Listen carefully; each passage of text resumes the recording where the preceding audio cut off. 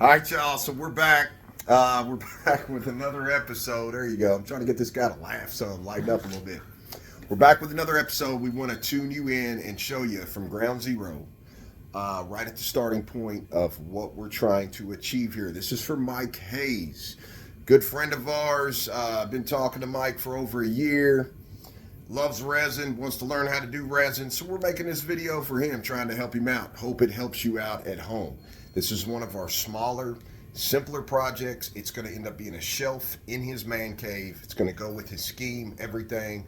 We're going to walk you through it and show you everything. I'm going to get you spun around. So, right out the gate, that's our piece we're working with.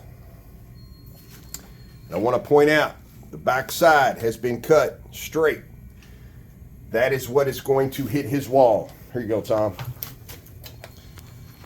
All right, that's what's going to hit his wall. So he's got some brackets and stuff.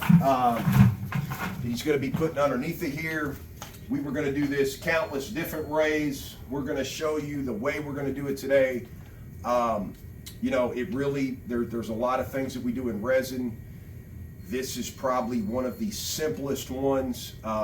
You know, once you start growing, getting bigger and all that, the size changes, things change. So anybody that wants to try this on a smaller level, this is a small piece of maple. We love the look. It's going to hit nice up against flat on that wall. We just want to show you on the resin side, from painting all the way to the finish, we want to show you how we achieve that. So this is going to be a gorgeous piece.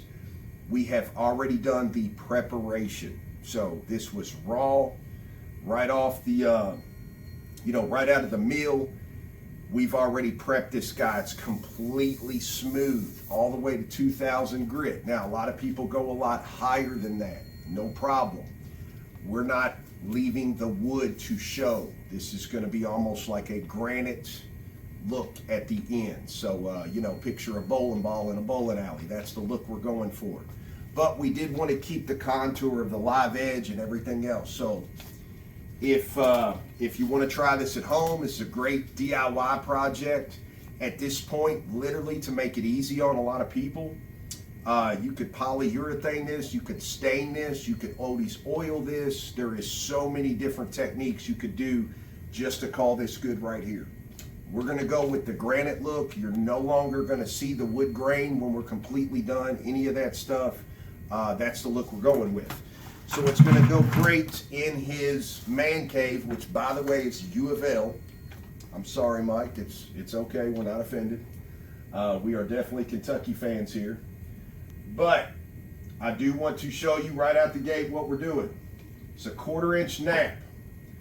The only thing we are concerned with right now and trying to achieve is to block this from breathing, trap everything, get this color all over here. We're going to coat this twice. We love Bear Marquee. Whatever your paint choice is fine. Just don't make it a cheap paint or you will be sorry.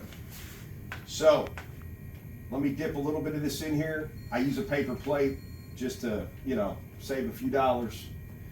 But the reason I tell you don't use a cheap paint, get you a little quart size for something this small. Do not use a cheap paint trying to save a few dollars.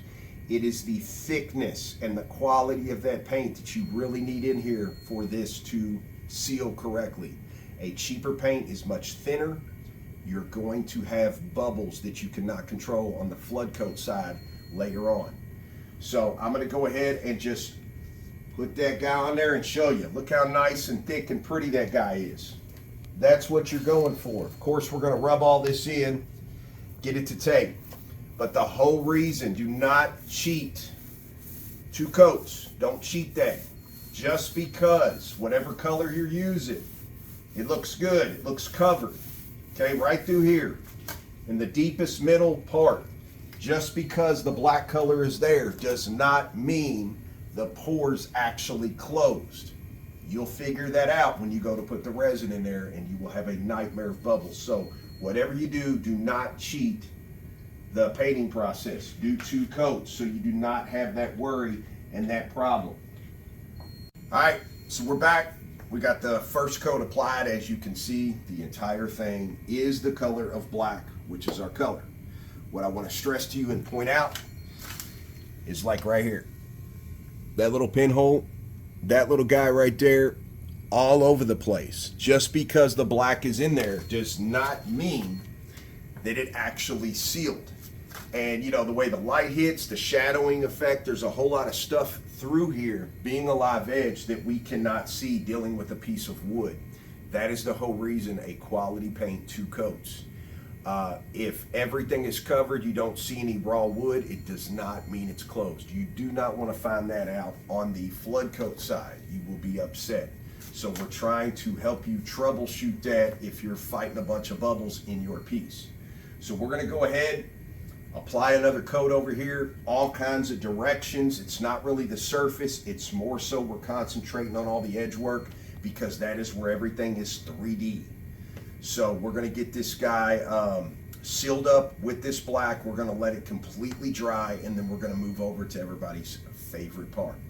So let us put this other coat on. We'll bring you right back and show you what it looks like. And before you go, check this out. Right here, just this little area.